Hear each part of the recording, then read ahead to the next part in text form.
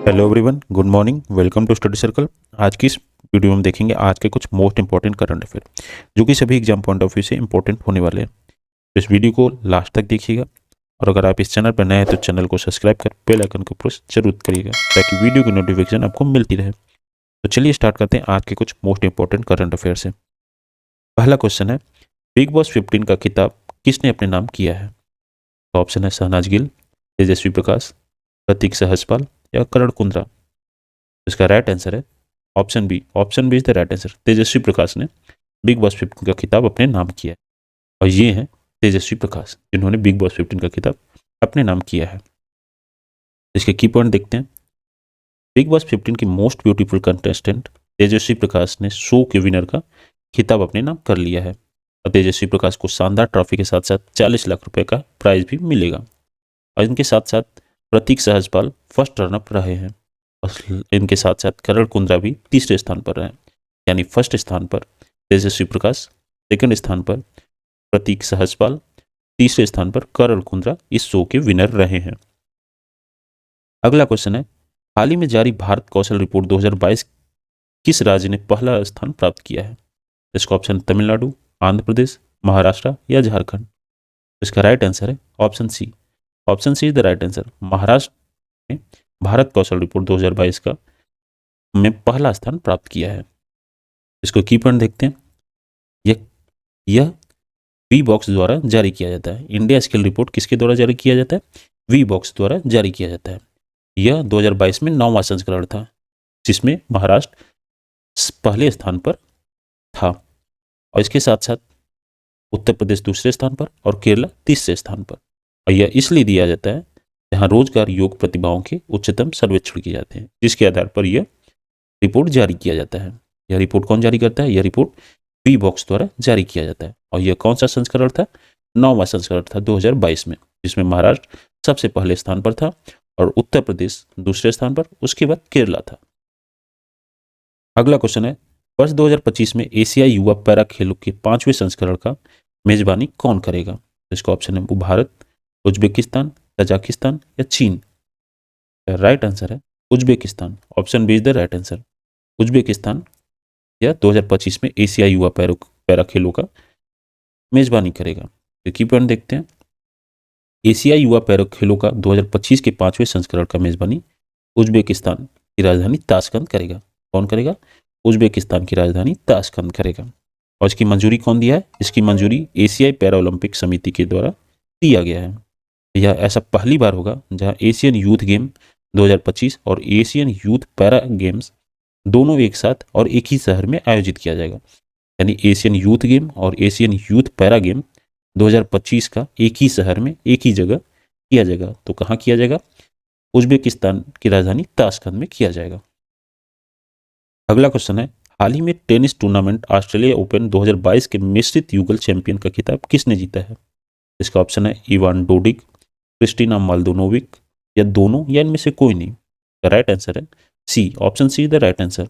दोनों, यानी Ivan Dodig और क्रिस्टिना माल्दोनोविक दोनों ने 2022 के मिश्रित युगल चैंपियन का खिताब अपने नाम किया है और ये हैं विनर जिन्होंने ऑस्ट्रेलिया टूर्नामेंट ओपन 2022 का खिताब अपने नाम किया। इसके की पॉइंट है, फ्रांस की क्रिस्टिनिया माल्दोनोविक और क्रोशियाई इवान डोडिग ने 28 जनवरी को मेलबर्न पार्क में ऑस्ट्रेलियन ओपन मिश्रित युगल का खिताब जीता है। और यह किसको हराकर जीते हैं?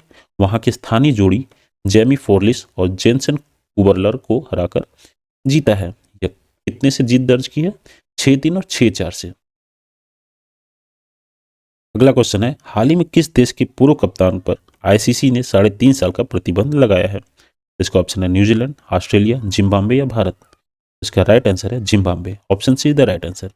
जिम्बाब्वे के पूर्व कप्तान पर आईसीसी ने 3.5 साल का प्रतिबंध लगा दिया और ये हैं जिम्बाब्वे के पूर्व कप्तान। तो इनके की पॉइंट देखते हैं। अंतर्राष्ट्रीय क्रिकेट काउंसिल ने जिम्बाब्वे के पूर्व कप्तान ब्रेडन टेलर पर 3.5 साल का बैन लगाया। किस पे बैन लगा है? यहाँ के पूर्व कप्तान हैं जिम्बाब्वे के, कौन है? ब्रेडन टेलर, जिन पर 3.5 साल का बैन लगा गया है।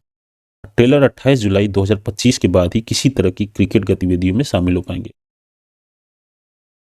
अगला क्वेश्चन है, हाल ही में कौन सा देश संघाई सहयोग संगठन की मेजबानी करेगा? इसका ऑप्शन है रूस, चीन, कजाकिस्तान या भारत।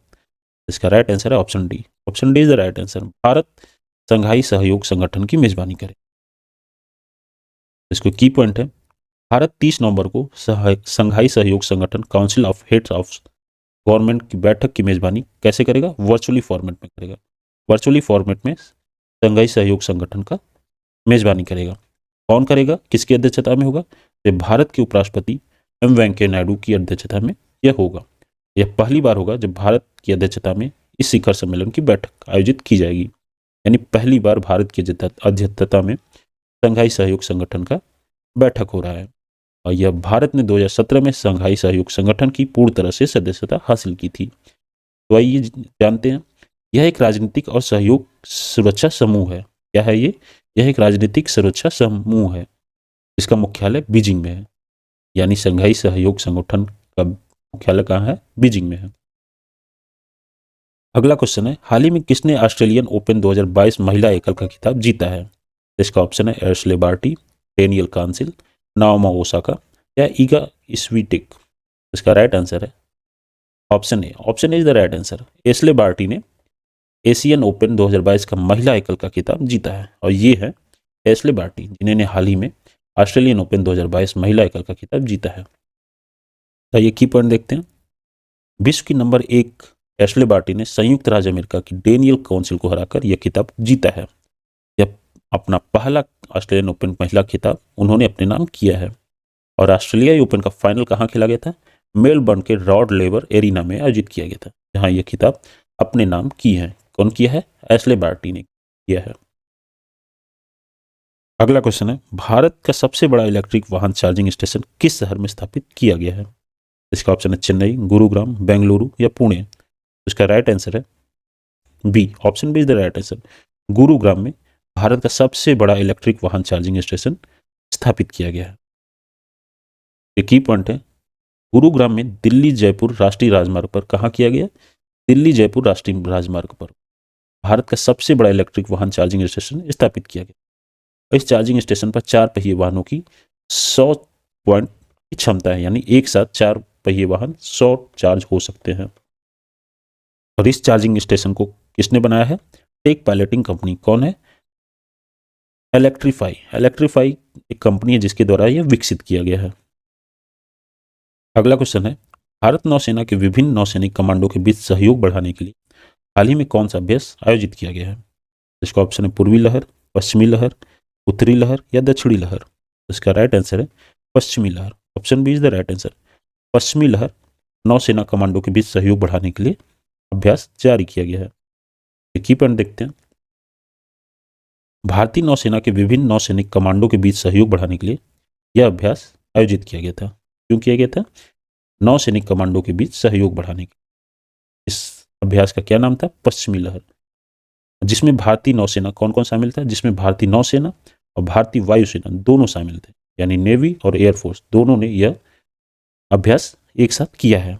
इसमें इस अभ्यास में 40 से अधिक जहाज और पनडुब्बी भी भाग ली थी। अगला क्वेश्चन है, अंतर्राष्ट्रीय शिक्षा दिवस हर साल किस तारीख को मनाया जाता है? यानी किस डेट को अंतर्राष्ट्रीय शिक्षा दिवस मनाया जाता है? इसका ऑप्शन है 24 जनवरी, 25 जनवरी, 27 जनवरी या 28 जनवरी। इसका राइट आंसर है 24 जनवरी को। Option A is the right answer. 24 जनवरी को अंतर्राष्ट्रीय शिक्षा दिवस हर साल मनाया जाता है। इसके की पॉइंट देखते हैं। यह माना जाता है कि शिक्षा एक मानवाधिकार, जैसे मानव अधिकार है और सार्वजनिक जिम्मेदारी भी, जो सबको शिक्षा हासिल की करना जरूरी है। यह एक अधिकार और जिम्मेदारी भी है। शिक्षा को महत्वपूर्ण करना और इसका महत्व दुनिया भर में पहुंचाने के लिए हर साल 24 जनवरी को यह मनाया जाता है। यानी शिक्षा का महत्व सबको बताने के लिए, दुनिया भर में पहुंचाने के लिए 24 जनवरी को हर साल मनाया जाता है। तो हर साल कोई ना कोई एक नई थीम होती है। तो अंतर्राष्ट्रीय शिक्षा दिवस का इस वर्ष का थीम था recover and revitalise education for the कोविड-19 जनरेशन। यानी इस साल का थीम था recover and revitalise education for the कोविड-19 जनरेशन। अगला क्वेश्चन है, प्रतिवर्ष भारत में शहीद दिवस कब मनाया जाता है? ऑप्शन 30 जनवरी, 31 जनवरी, 26 जनवरी या 25 जनवरी। तो इस ऑप्शन के अनुसार इस ऑप्शन के अनुसार 30 जनवरी राइट आंसर है। Option is the right answer. 30 जनवरी भारत में शहीद दिवस मनाया जाता है, लेकिन केवल इस ऑप्शन के अनुसार। भारत में से तो ऐसे बहुत सारे ऐसे दिवस हैं, मतलब ऐसे बहुत सारे तारीखें हैं जिस दिन भारत में शहीद दिवस उस दिन को मनाया जाता है। तो आइए देखते हैं कौन कौन से तारीख है। भारत में कई तिथियां हैं, मतलब कई डेट हैं जिस दिन शहीद दिवस के रूप में मनाया जाता है, जिनमें मुख्यतः 30 जनवरी, 23 मार्च, 31 अक्टूबर, 17 नवंबर, 19 नवंबर तथा 23 मई है। लेकिन 30 नवंबर को यह बहुत ही दुखद दिन के रूप में मनाया जाता है।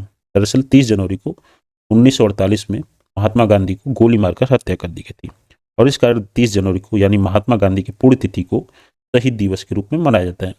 और भी शहीद दिवस हैं जैसे 23 मार्च, 31 अक्टूबर, 17 नवंबर। इन सब का भी एक अपना महत्व है। इन दिनों भी कोई ना कोई क्रांतिकारी या देशभक्त शहीद हुआ था, जिसके रूप में शहीद दिवस मनाया जाता है। लेकिन ये 30 जनवरी जो है, इस ऑप्शन के अनुसार 30 जनवरी ही सही है। और इस दिन किसकी हत्या हो गई थी? महात्मा गांधी को गोली मारकर हत्या कर दिए गए थे, और इनके पुण्यतिथि को हम लोग शहीद दिवस के रूप में मनाते हैं। तो ये थे आज के कुछ मोस्ट इंपॉर्टेंट करंट अफेयर जो कि सभी एग्जाम पॉइंट ऑफ व्यू से इंपॉर्टेंट है। इस वीडियो को ज़्यादा से ज़्यादा शेयर करिए, लाइक करिए, कमेंट करिए। कल फिर मिलते हैं नए करंट अफेयर के साथ। जय हिंद।